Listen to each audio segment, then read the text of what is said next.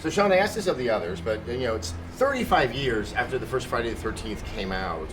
Would it even cross your mind when you started production or when you finished production that the franchise would still be a point of discussion and that it would still have a video game being made at that time? No. I mean, the word franchise didn't exist in my vocabulary at the time. I mean, we were trying to get together to make a film that was going to keep, the immediate family working and just try to get from here to there and hope for the best. I think the most ambitious thing that we could have hoped for was that it'd be released in theaters. When did you know that you were onto something special? Sometime last week. Okay. Yeah. Good. The time that we felt that we might have stumbled into something special was when we had our first screenings for executives at Paramount and Warner Brothers. The executives would bring in their secretaries and so on, and the movie would go on, and then they would all explode in laughter, and the guys were slapping their legs. And it was a movie that was potentially dark, but still had a whole bunch of fun attached to it, and that people were actually leaving the theater kind of like getting off a roller coaster. They'd be laughing and did you see her and did you see that? And suddenly I said, wow, that's really cool. Who knew?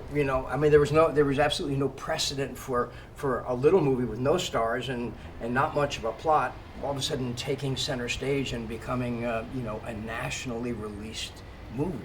Kane, when you came on board, obviously the franchise had become very, very established. Right. Correct me if I'm wrong, I would say it was your performance as Jason that really started that time when people are high-fiving and hooting and hollering. I'm not sure. That's what fans have said, and that, I can say that when I went to see Part 7, when it opened on Friday the 13th of May, 1988, I went to the Chinese theater just, as a fan, sat in the back of the theater, watched the reaction. It was jam-packed in the big theater. And when I saw the sleeping bag scene in particular come on, and people were standing up and high-fiving and screaming, and I was like, wow, I've never had that kind of reaction, because I've been a stunt guy for my entire career until playing this character. And I was a horror fan, I was a Friday the 13th fan, the whole first 6 movies. And I loved the character, and I just loved the storylines and stuff. And then when I was suddenly in the position to put on the hockey mask, to me, it was the biggest honor someone could have given me. This is a character that's known around the world, and now I'm the guy playing him. I have to do whatever I can to make this as good as possible. So I put everything I could into it. When I would watch Jason in previous films, and if he was just staring at somebody, he looked too motionless, he still looked scary because he's staring at somebody, but to me it needed to have some more threatening quality to it. So I came up with the breathing thing, so when I was staring at somebody and still going, it looked more scary to me. Just playing the character, I absolutely loved it. It's a very hard thing to do, to be scary without your face or your voice.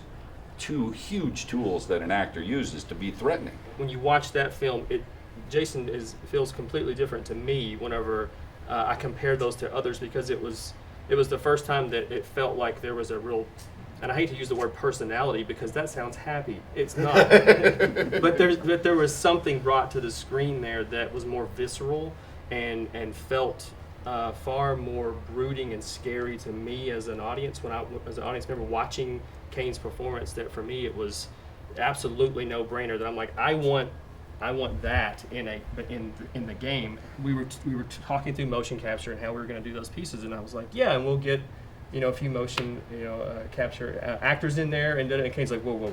He's like, you can't get motion capture actors, and I'm like, yeah, that's what you do when you go to motion capture studios. You get. And he's like, no. He's like, I'm going to be picking these people up and throwing them through, and just totally physically murdering these people in the motion capture studio. He's like, you can't do that to regular motion caption actors. He's like, they'll make it for like 2 scenes and then they're going to check out. He's like, you got to get stuntmen in here. And I'm like, I would not have even known or to do that. So it's not only just that personality of Jason, and he's my favorite for that. It's the long experience of working with stunts, being a stunt coordinator, and knowing what sells when you watch it and you see someone get thrown through a door, someone get bashed, because that's what I love of this combination is Tom Savini is dreaming this up in a way that was way more creative than I could have been in terms of a scene that the way someone gets murdered, but it can't be really pulled off properly without the other side of that, sort of, the right hand of that coming in with Kane being able to bring the physicality to it and push those stunts, if you will, in the game. That combination together is just an absolute dream. We want to not only incorporate, the kills, like the sleeping bag kill is a great example, one that is a huge favorite of ours, but definitely bring in kills that Kane had done, as well as other Jasons that were, in the series. We think it's important to bring some of those in, because everyone, all the audience will have their different favorites and ones that they associate with no, that's the one, that's the Jason, or that's the way that the way that kill happened is my favorite one. But for me, and it's a little bit of a selfish sort of thing for me, is I don't want anybody else playing Jason except for Kane. So I don't care if on the screen what you see is, oh, that's the Jason from part 2. I can tell from what he's wearing, it's still Kane's one behind the mask. Well, if you're Jason in the game, will you be able to kill people the way I killed people? I mean, the same deaths. Just like you're recreating some of Kane's deaths, will you be recreating some of the ways I killed people?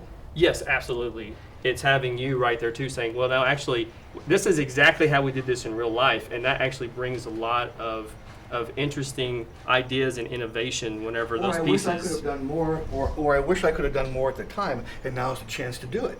I feel like whenever you probably go back and watch some of these movies, and you see one of those deaths take place, you're like, I really wish that I had gutted her first and then did this thing. Bobby Morgan. And so for me, as a fan, just like everyone else, I just love that I get to be in the position to say, Tom, you should totally fucking do that. Well, in the game you can. Right. You're not against time and the light failing, or having to rush back with Robbie on your bike to kill her. Or actors crying, it's too cold. Yeah. Right. Which happened on part 4. Exactly. They stopped the scene because the actress was going into hypothermia in the lake. Yeah. Still to this day, every time I do a signing somewhere, I still sign several of the Nintendo games, which wasn't a very involved game, but people still bring that to have it signed. That's how badly I think the fans want to see a game like this. And the more intelligent and complicated the game is, the more the fans are going to like it, because they're not stupid. You've seen all of this Yeah. legacy. People are still very passionate about it. These are the people who made it. Yeah. Pressure? Yeah, but at the same time, it's a good pressure, right? It's like anytime you have something like this in your career, it's just like, okay, now time to step up. There's a lot of high expectations, and so you have to deliver. Try to use it as fuel to push me forward. Video games, which is finally at the point where now we're able to do like crazy stuff. Thankfully, now is the time to do it, because now we can have dynamic shadows everywhere. Now we can have all this crazy gore. Now we can have all this a big, beautiful forest, dense woods with crazy lighting, which wasn't possible until now. When you were making the movie, you were obviously up against kind of budget and technology and all of those restrictions. And games themselves have had to suffer the same thing, where there's all these great ideas, but the technology kind of you have to work around it, or you have to work with it, and maybe not realize your vision as you wanted to. When we were actually first putting it together with Tom and Steve Miner and Victor Miller and I, the 4 of us sitting around outside trying to figure out this magic trick and trying to use misdirection and whatever relatively low-tech tools we had, how can we sell it? And as stunts go and kills go today, it was very low-tech. Those days are completely gone. And games, I suppose, is the other end of the spectrum, where you almost have an obligation to create a reality, a hyper-reality. With it being a multiplayer focused game, since it's all humans that are controlling these, that there's an unpredictability in that. And you're not just an audience member that's sitting back and being entertained. You're participating in what's making this sort of narrative unfold. There is some of that magic that still sort of happens, and we want to give players the proper tools to basically plan that magic themselves and say, I want to almost create this little misdirection. If you're a counselor, you may want to make a little noise on this side and then go somewhere else, which may draw in Jason to where he heard the noise last, where you can sort of peel out and leave, and vice versa. Jason can come in and try to set things up a little bit to maybe make people feel like everything's just fine, because I think Jason's really far away when actually, no, he's right in your face. So there's some of that magic that does actually get to happen. What we did initially was we had an audience looking at what we were presenting, but the game takes it to another whole level, because when you're just doing a movie, you're hoping to get the identification of the audience and the empathy of the audience. But when you're actually playing the game, now you're in the middle of it. I know when I was young and growing up, while you're watching it with the other person, almost either at the moment that you're seeing it happen or maybe shortly after, you would look over it, and almost every single time I watched them, you'd ask a friend, well, what would you have done? Mm-hmm. And this is the first time that you actually get to do that. And that question could be, if you were Kevin Bacon and you were about to get stabbed in the back to the throat, what would you have done? That's awesome, and that's one scenario and one question. But what about the other question of, well, what if you were Jason? When I talk to fans about the movies, they always think it's funny to say, how did you catch them when you don't run and they sprint? And, because I personally never felt that Jason should run. I always said that it's Jason's woods, so he knows all the shortcuts, and and then I jokingly say they always stop and rest when they think it's safe, give me a chance to catch up. But if there's some way that Jason has a little advantage because of the location, I think that would work. You didn't have to run, because they could make you appear whenever they wanted to, and the audience had to accept the fact that you got there. Yeah. Frankenstein didn't run, and he's killing people left and right, so, and zombies, well, the good zombies don't run, and they were wiping out people, so it just makes perfect sense, but it was cinematic. How to do it in the video game it would be the same thing, wouldn't it? Correct me if I'm wrong, but you are the first Jason to never actually run. Did C.J. Graham in Part 6 ever actually run? All the original Jasons, or 2, 3, and 4 at least, they had a run to them. Maybe it's because I didn't think the character would in general, but also because of the look of the character by the time Part 7 came around, it was a rotted corpse that looked more like a zombie, and I thought, man, that's really somebody that shouldn't run. When you look at 2, 3, and 4, you get the sense that there's a crazy human behind that mask. When Kane shows up, there's a crazy dead superhuman that's behind that mask. He's taking blows and barely responding to them. And I think that's what makes it so cool. I think why so many people responded to it, that I wouldn't say the character becomes heroic, but there is something kind of magnificent about your interpretation of Jason. Every time I do a convention also, or an appearance somewhere, there'll always be at least one person that says, hey, do the Jason walk. And I'm like, well, kind of how I walk. There was another scene in Jason Takes Manhattan where Jason kicks a dog, and I read that and I thought, ooh, that does not seem in character for Jason. He's horrible to humans, but if anything, I felt like he would identify with an animal. So I said, no, I don't want to do that scene. It's not because I'm such an animal lover or anything, but I just didn't think it was appropriate for Jason to do. So we didn't do it. Well, what about this? Jason crawled out of the lake as a kid, and for 35 years is eating crayfish and surviving, and nobody has seen this weird kid. You might have had a dog, you might have had a pet deer, so animals are something that was something you loved, Yeah. People tend to break up the Jasons in categories. So for me, it was always, once Part 2 got made, and Steve Miner almost changed the original storyline. So Jason crawls out of the lake, he doesn't die. He goes and lives in the woods for 30 years. He comes back as a human, or else how could he come out of the lake? How could he drown as a kid and come out of the lake as a grown-up? So he's still alive at that point. In 2, 3, and 4, he's still a human. And it wasn't until 6 where he gets buried, and 7 where you play, where he's a zombified Jason. So he stops running and he starts morphing more, and it becomes this supernatural character. That's all the way I took it in, and the way a lot of fans took it in. Well, It is- Betsy Palmer says that no, we never found his body. yeah. So he had to have Exactly. There's a little bit of that. The body was never found. disoriented.